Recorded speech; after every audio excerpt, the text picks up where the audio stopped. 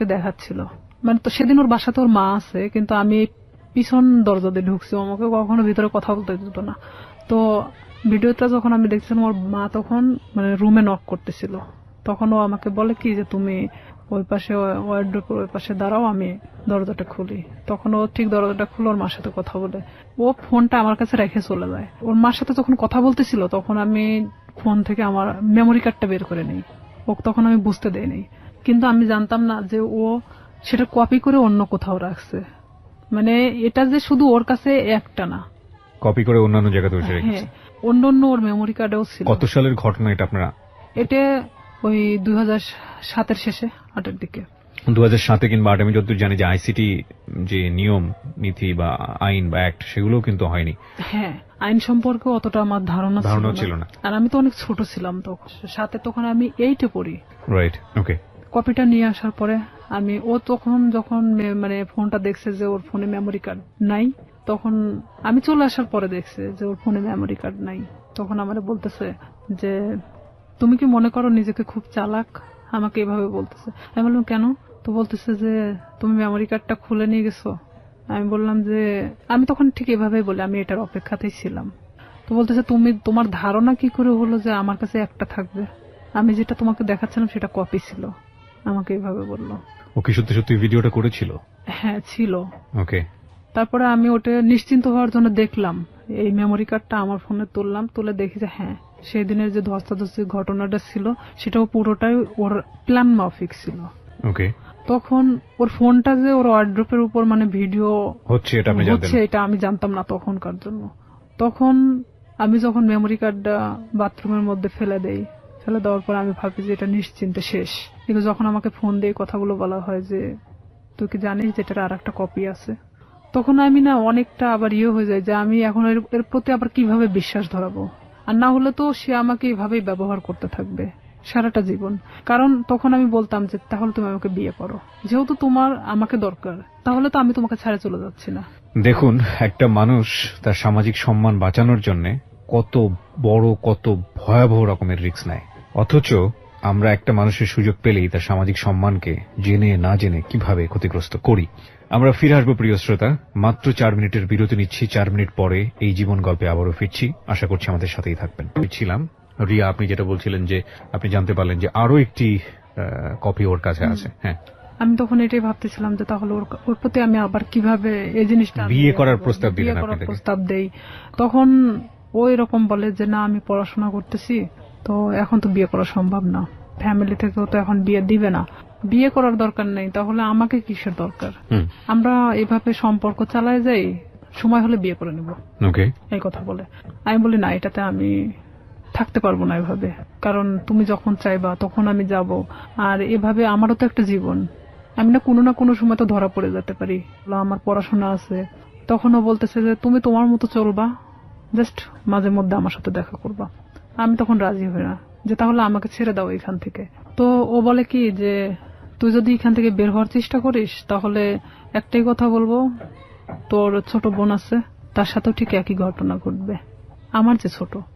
তখনও কি ওই শামীম কি আপনার বড় ভাইয়ের ফ্রেন্ড হিসেবেই আছে? হ্যাঁ, তখনও আছে। তো আমার ফ্যামিলি তো তখনও জানতো না যে তার সাথে আমার সম্পর্ক এরকম চলতেছে। তখন ঠিক 1 বছরের মাথায় এসে আমার ফ্যামিলি জানে যায়। কিভাবে জানলো, মানে আমি যে ফোনে কথা বলতাম, শামীমের নাম্বারটা আমার ফোনে অন্য নামে সেভ করা ছিল, একটা মেয়ে নামে সেভ করা ছিল, মেয়েদের নামে। আমি ফোনটা রেখে গোসল করতে যাই, আমাদের তো বাড়িটা নদীর পাশে, তো নদীতে গোসল করতে যাই, তখন আমার বড় বোন ফোনটা দেখতে দেখতে শামীমের নাম্বারটা, মানে সে দেখে ভাবে যে এই নাম্বারটা সম্ভবত আমার ভাইয়ের ফোনেও দেখছে। আচ্ছা। তখন আমার বোন এই নাম্বারটা নিয়ে এসে তার সাথে মানে অ্যাড করে। আর এই নাম্বারটা এখানে একটা মেয়েদের নামে সেভ করা, তার মানেটা কি? তখন আমার বোনের মানে অলরেডি বাচ্চা হয়ে গেছে, 7 দিন না 8 দিন বয়স। তো সেখানে ও যখন ভাইয়ের সাথে ডিসকাস করে এই বিষয়টা নিয়ে যে নাম্বারটা কার, তখন দেখছে যে এটা শামীমের নাম্বার। তখন আমি যখন বাড়িতে আসি গোসল শেষ করে চেঞ্জ করার পরে আমার ভাই আমাকে ডাকে, সে কিন্তু আমার সাথে কথা বলে না, ডাকতে বলতেছে যে এই নাম্বারটা কার। তখন এক পর্যায়ে আমি মনে চুমকে উঠি, প্রশ্ন করতেছে কেন। তখন আমি না চুপ মারে তাকায় আছি, তখন বলতেছে যে নাম্বারটা কার। তো আমি বলতেছি শামীমের। তো বলতেছে যে শামীমের নাম্বার তোর ফোনে কেন? বুঝলাম তোর ফোনে আছে, কিন্তু অন্য একটা নামে কেন? তখন মানে আমি কোনো কথা বলতে পারি না, চুপচাপ দাঁড়ায় আছি। আমার ভাই আমার একটা থাপ্পড় মারে, এমন ভাবে মারে আমার মানে এই গালটা ফাটে রক্ত বেরোয় যায় সাথে। বড় ভাই? হ্যাঁ। তখন আমার মা ধরার পরে বলতেছে যে মারামারি বাদ দিয়ে আসলে ঘটনাটা কি হয়েছে সেটা জানে। রাইট। তখন আমার মা আমাকে জিজ্ঞেস করলো যে তার সাথে তোর কিসের সম্পর্ক? তো আমি তাদেরকে বললাম যে সে আমাকে পছন্দ করে, আমিও তাকে পছন্দ করি। ঠিক ব্যাপারটা নর্মালি বলে দিলাম। আসলে কি পছন্দ করতেন? এক পর্যায়ে এই 1 বছরের মধ্যে তার সাথে আমি এভাবে এই ধরনের থাকতে থাকতে এক আমি ধরনের মায়া এক তৈরি হয়ে ধরনের যায়। মানে পছন্দ হয়ে গেছে ওকে। যে আমি তো তাকে, সে আমাকে ছাড়তেছে না আর আমিও তার থেকে বের হতে পারতেছি না। তো আমি জানতাম যে আমার লাইফটা এভাবেই চলবে যতদিন হয়তো এখান থেকে সে আমাকে মুক্তি না দিচ্ছে কিংবা আমাকে বিয়ে না করতেছে। আর আমি তখন থেকে এটাই চিন্তা ভাবনা নিয়ে নিলাম যে যেভাবেই চলুক না কেন, যতদিন নিজের পায়ে মানে নিজে না দাঁড়াতে পারতেছি আমি প্রতিবাদ করব না এটা নিয়ে। তখন আমার ভাই আমাকে অনেক মারার পরে বলতেছে তুই জানিস ওর সম্পর্কে? আমি বললাম যে হ্যাঁ আমি জানি। তো বলতেছে যে কি জানিস তুই? তো বলতেছি যে ও যে অনেক মেয়ের সাথে সম্পর্ক ছিল কিন্তু এখন তো নাই, ও আমাকে সবকিছুই বলছে। তো বলতেছে যে ওর যে এখনো রীতা নামে একটা মেয়ের সাথে সম্পর্ক আছে তুই জানিস?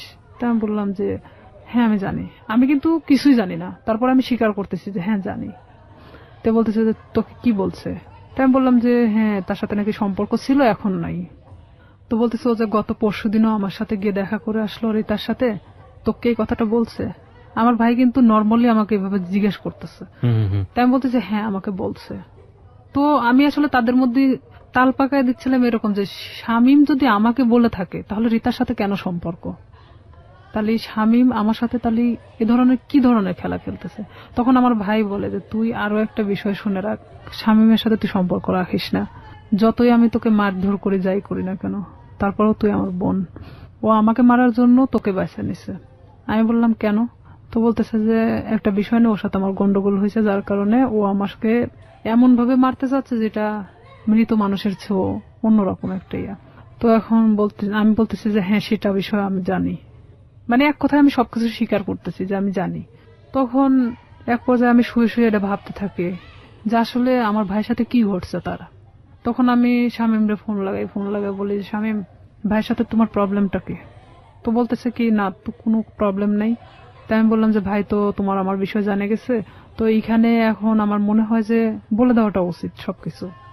তো বলতেছে যে না বলো না, এখানে সমস্যাটা হলো কি আমি তো পড়াশোনা করি, এখন যদি আমি তোমাকে বিয়ে করি, ও তখন এখন এক ধরনের নর্মালি মানে কথা বলতেছে, তোমাকে যদি আমি এখন বিয়ে করি তাহলে আমাকে কিন্তু গার্মেন্টসে থাকা ছাড়া উপায় হবে না, কারণ আমার ফ্যামিলি তোমাকে কখনোই মানে নেবে না। তারা চায় যে তার ছেলেকে বিয়ে দিবে একটা চাকরিজীবী মেয়ের সাথে। আমার রাগ ওঠে একটু যে তুই জানিস যে তোর ফ্যামিলি তোকে আমার সাথে বিয়ে দিবে না, এটা আমিও জানতাম, তাহলে আমার সাথে এটা করার দরকার ছিল কি? এক পর্যায়ে তার সাথে আমার অনেক রাগারাগি হয়। এটা 2008 সালের ঘটনা। তারপরে শামীম এক পর্যায়ে আমার সাথে একটা ব্রেকআপ সৃষ্টি করে। সে চাচ্ছিল যে আমি তার থেকে দূরে সরে যাই, আর আমিও তখন এক পর্যায়ে চাচ্ছিলাম যে আমি যে কোনো মূল্য ওকে চাই। সে আমার জীবনটাকে নিয়ে এভাবে খেলতে পারে না, কারণ আমার ফ্যামিলি তখন জেনে গেছে যে তার সাথে আমার সম্পর্ক চলতেছে। তখন এক পর্যায়ে আমি আমার ফ্যামিলির সাথেও যুদ্ধ করি, আর এদিকে ও আমাকে কিন্তু যতটাই ভালোবাসুক না কেন আমার ফ্যামিলি থেকেও দূরে সরায় দিছে। দেখা যাচ্ছে আমার ফ্যামিলির বিষয়ে অনেক কথা বলে যে তোমার ভাই আমার থেকে দূরে সরানোর জন্য তোমাকে এই ধরনের হয়তো খারাপ কথা বলে আমার সম্পর্কে। তো আমি দেখতাম যে অবশ্যই আমার ভালোবাসার সম্পর্ক ফাটল ধরানোর জন্য তারা হয়তো এই ধরনের তার খারাপ বিষয়গুলো তুলে ধরে। তো এক পর্যায়ে আমার ফ্যামিলির সাথে কথা বলা বন্ধ করে দেই আমি। 2011 সালে ওর সাথে আমার ফুললি ব্রেকআপ হয়ে যায়। মানে ওর সাথে আমার কোনো প্রকার যোগাযোগ নেই। আর হঠাৎ করে মানে ও ফোন টোন অফ করে দিছে, কোনোভাবে খুঁজে পাওয়া যাচ্ছে না, মানে আমি অন্তত ওকে খুঁজে পাচ্ছি না। এক পর্যায়ে এলাকার এর মধ্যে সবাই জানে গেছে যে শামীমের সাথে আমার সম্পর্ক, কিন্তু এই যে পূর্বে যে ঘটনাটা যে সম্পর্কটা সৃষ্টি হলো কোথা থেকে এটা কিন্তু কেউই জানতো না। ব্রেকআপের পরে আমি দিশেহারা হয়ে যাই যে আমি এখন কি করব। তখন এর মধ্যে 2010 সালে তো আমি এসএসসি পাস করছি। অলওয়েজ সময় নিয়োগপত্র দেখে থাকি যে কখন কোথায় নিয়োগ দিচ্ছে। এক পর্যায়ে দেখি যে হ্যাঁ পুলিশে নিয়োগ দিচ্ছে, কিন্তু আমার বয়স হয়নি, 18 বছর পূর্ণ হয়নি। দিশেহারার মতো আমি একজন ঘুরি। এরকম ঘুরতে ঘুরতে এক পর্যায়ে আমি ভাবি যে না, আমার একমাত্র এখন বাঁচার উপায় আমার নিজেকে চালানোর মতো একটা লাইফ তৈরি করতে হবে।